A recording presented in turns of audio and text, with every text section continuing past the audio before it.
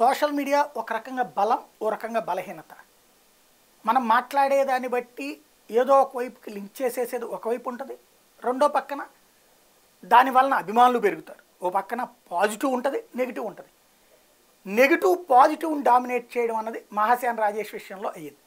సుదీర్ఘకాలం పాటు social media అటు సామాజిక వర్గ సమీకరణాలు వీటితో సక్సెస్ అయ్యి లోకేష్ దృష్టిలో పడి తెలుగుదేశం పార్టీలో ఒక ఎస్సీ బలమైన నాయకుడిగా ఒకప్పుడు మోత్కుపల్లి లాంటి వాళ్ళు ఉన్నటువంటి తర్వాత మందకృష్ణ మాదిగ లాంటి వాళ్ళ తర్వాత మంచి లీడర్ దొరకనటువంటి సందర్భంలో మంచి లీడర్గా మహాసేన రాజేష్ దొరికాడు. అయితే తను ఇంతకుముందు చేసిన కాంట్రవర్షియల్ కామెంట్స్ ఏదైతే హిందూ ఆలయాలు సీతమ్మ పుట్టుక మీద చేసిన కామెంట్లు, అంటే ఒక క్రైస్తవుణ్ణి నేను అని చెప్తూ చేసినటువంటి కామెంట్లు ఇప్పుడు పెద్ద ఎత్తున ట్రోల్ అవ్వడం, వైరల్ అవ్వటం, హిందూ సంఘాలు నిలతీయటం, బ్రాహ్మణ సంఘాలు క్వశ్చన్ చేయటం, జనసేన వాళ్ళు కూడా ఆగ్రహవేశాలు. ఎందుకంటే పవన్ కళ్యాణ్ అంటే మామూలుగా విమర్శించడం వేరు, ఇప్పుడు చాలామంది విమర్శిస్తుంటారు లేదా తప్పుపడుతుంటారు. కానీ లమ్ కొడకలు, లమ్ములు ఇట్లాంటి భాషలు వాడటం ఇవన్నీ కూడా ఇప్పుడు వైసీపీ వాళ్ళు ట్రోల్ చేస్తూ ఉండటంతో తన వలన అక్కడ పి గన్నవరం సీటు వచ్చేది కాదు కదా, శాంతం దెబ్బతింటుంది అన్నటువంటి ఉద్దేశంతో తెలుగుదేశం తన సీటు మారుస్తున్నట్టుంది. తనే డ్రాప్ అవుతున్నానంటూ ఏది అణగారిన వర్గాల నుంచి పైకి వచ్చిన నన్ను నాశనం చేస్తున్నారు అంటూ, కానీ నేను పవన్ కళ్యాణ్ గారిని, చంద్రబాబు గారిని, లోకేష్ గారిని ప్రేమిస్తానంటూ ఆయన ఇచ్చినటువంటి స్టేట్మెంట్ ఒకసారి చూద్దాం. నా వల్ల పార్టీకి నష్టం జరుగుతుంది అని భావిస్తే నేను ఎంతవరకన్నా తగ్గడానికి నేను రెడీగా ఉంటాను. ఎందుకంటే నాకు రాష్ట్రం బాగుపడాలి.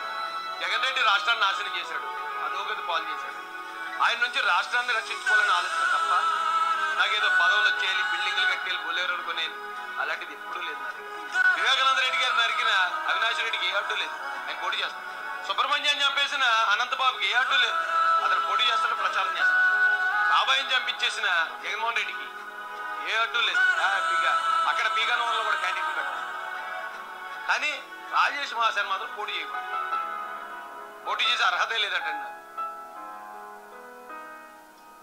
మళ్ళీ ఇంకొక అంటే అప్పుడు అంబేద్కర్ గారు చాలా అవమానాలు పడ్డారు, ఆయన స్కూల్లోకి రానివ్వలేదట. ఆయన్ని ఇది ఎన్నికల బయట నుంచి తప్పుకుంటున్నానని ప్రకటించారు. అయితే తెలుగుదేశం పార్టీ ప్రస్తుతం అతని ప్లేస్లో ఎవరినని చూస్తుందా లేదా అతన్నే అని కన్విన్స్ చేస్తుందా అన్నటువంటి చూడాలి. ఎందుకంటే ప్రస్తుతం అయితే ఐవీఆర్ఎస్ సర్వే ఇంతకుముందు రాజేష్కి పాజిటివ్ వచ్చింది కాబట్టి రాజేష్ని తీసుకొచ్చి పెట్టారు అక్కడ.